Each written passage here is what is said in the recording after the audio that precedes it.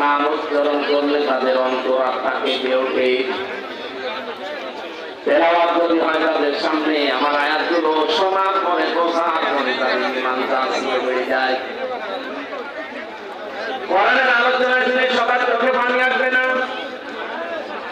وَإِذَا سَمِعُوا مَا أُنزِلَ إِلَى الرَّسُولِ تَرَىٰ أَعْيُنَهُمْ تَفِيضُ مِنَ الدَّمْعِ مِمَّا عَرَفُوا مِنَ الْحَقِّ।